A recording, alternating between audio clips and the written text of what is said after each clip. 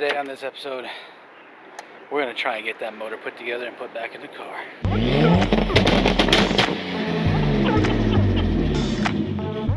Alright, we're back.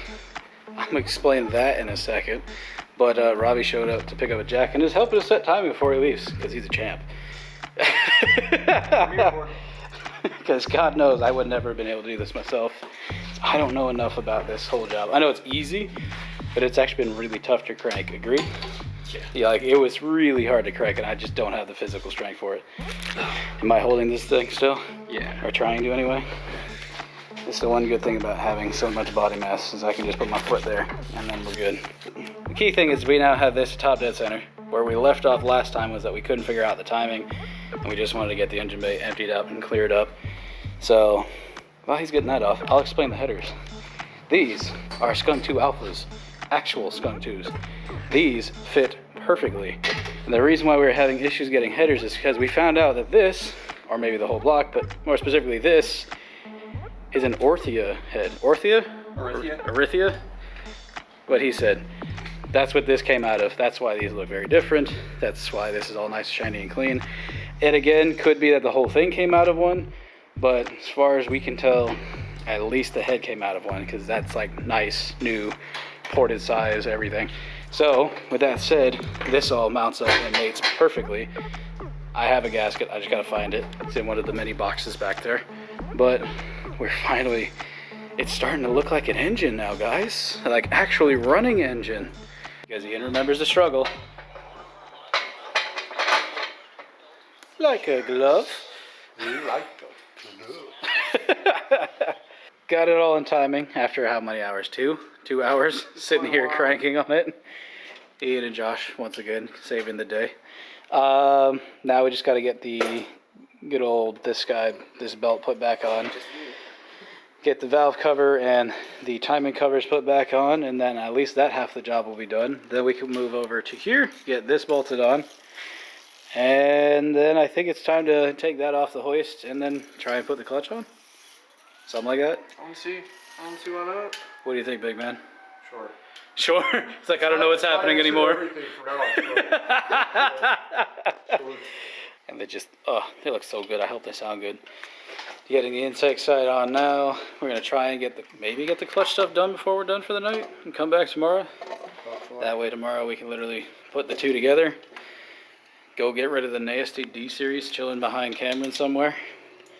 And maybe even put it in there and start it for the first time. Who knows?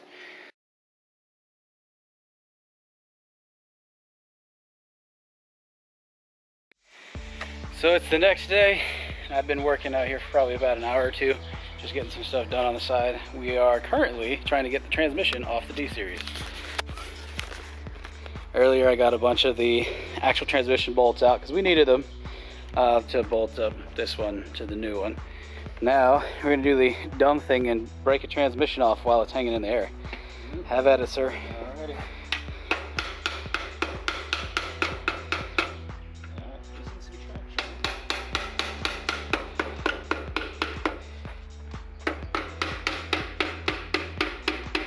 It's off.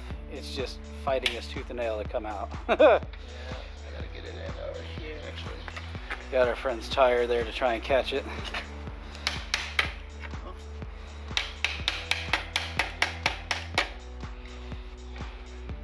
She gives a little bit more each time.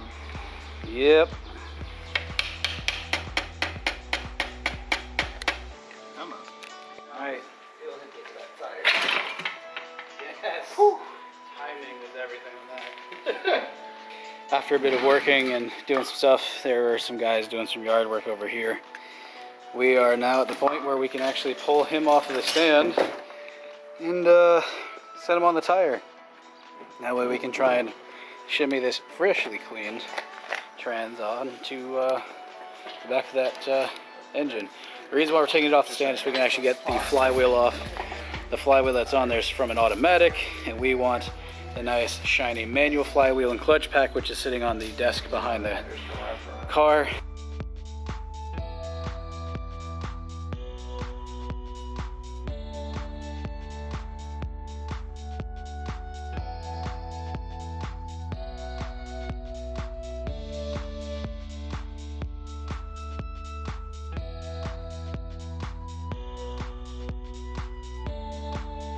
So after a brief discussion, I'm finally getting that off.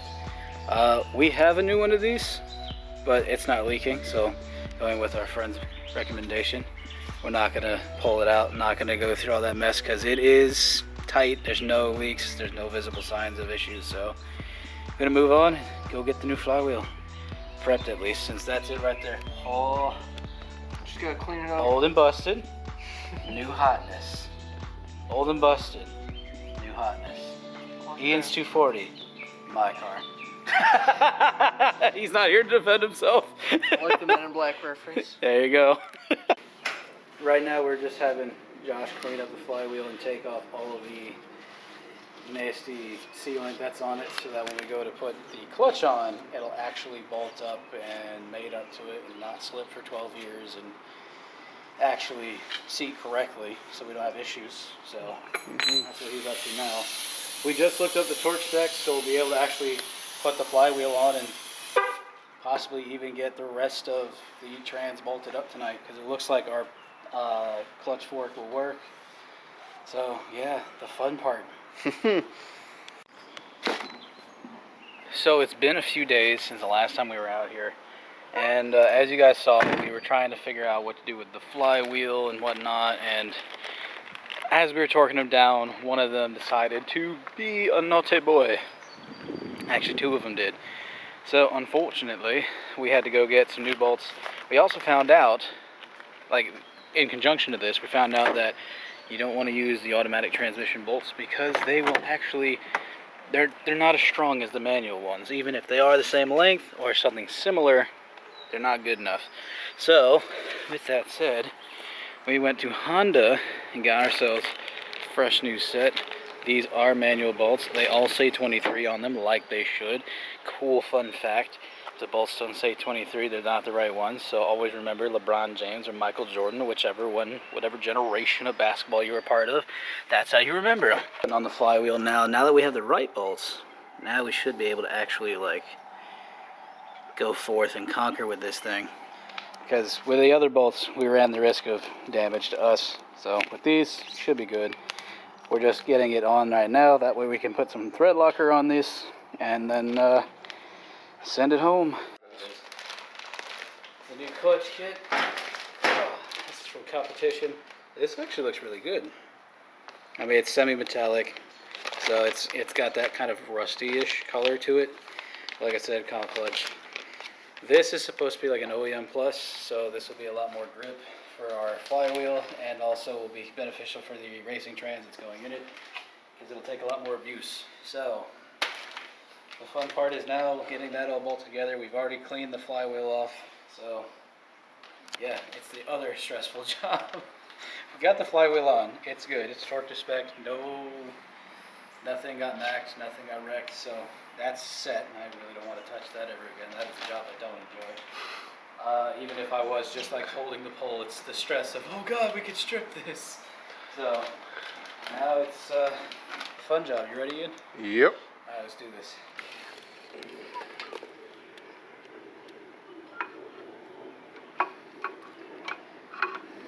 After getting rained out now twice, we're back. We had to go to the store to find one of these.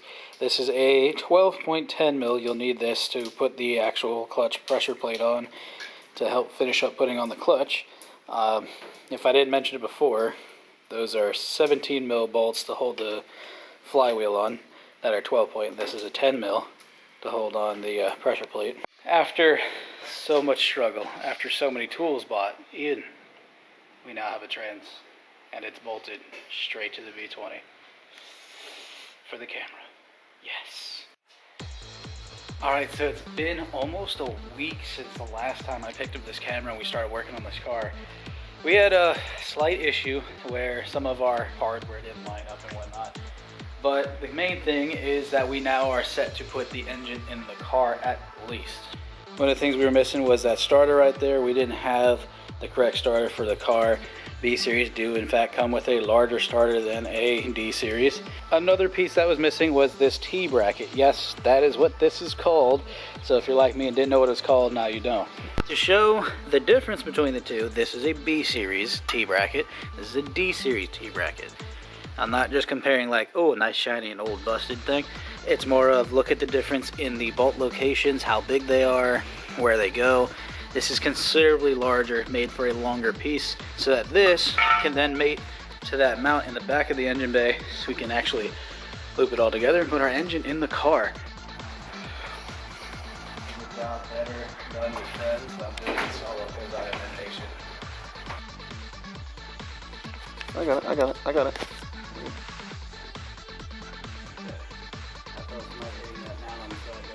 Well, now you're hitting the back.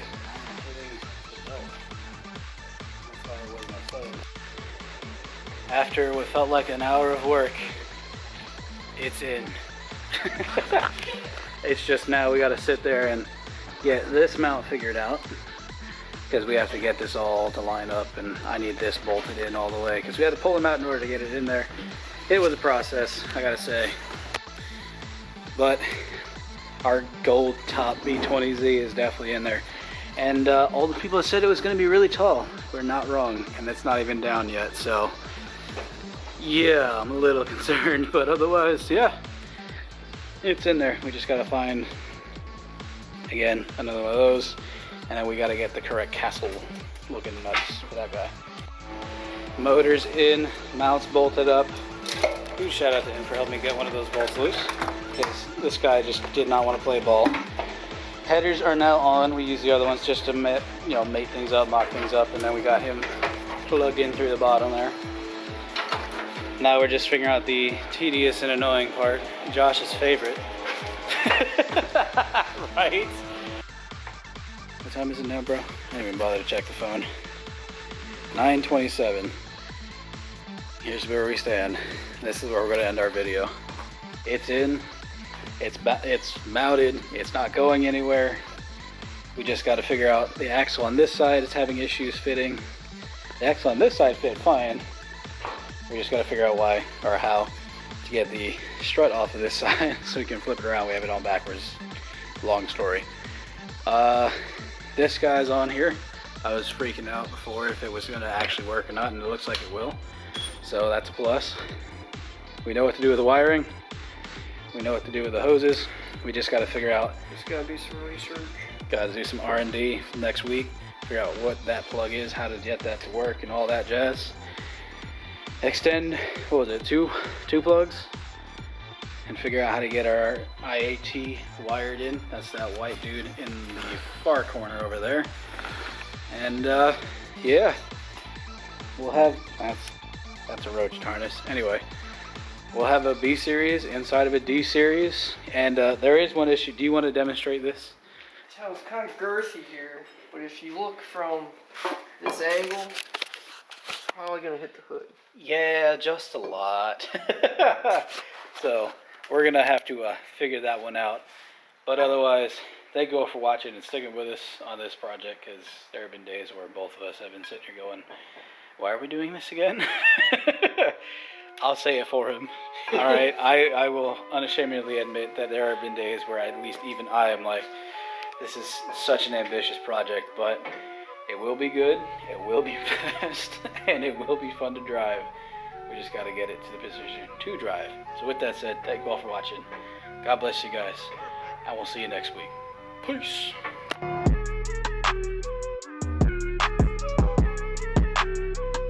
That was pleasant, crispy. Yeah, you're good. I'm just rolling anyways. So basically, we got bored. We wanted to take off the old clutch just to see how badly the flywheel and pressure plate and whatnot was roasted. And you can tell it definitely had some heat on it. The flywheel's got a nice groove in it too.